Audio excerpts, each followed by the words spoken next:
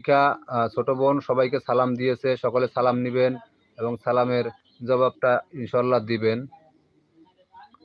আরো লিখেছে শিখা, আপনাদের দেশের নারকেল দিয়ে মিঠাই দিয়ে মিলাইয়া ভাপা পিঠা বানায় না, সেই মজা। অসংখ্য ধন্যবাদ। মানে সেটা অনেক স্বাদ।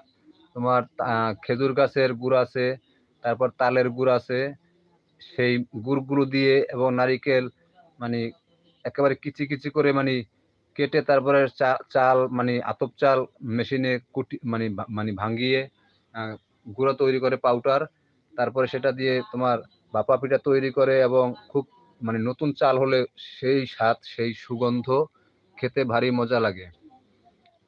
সেটা মানে এই শীত শুরু হলেই মানে অনেকেই মানে সেটা তৈরি করবে এবং আমরাও খাওয়ার চেষ্টা করব। তোমার দাওয়াত রইল, তুমি আসবে,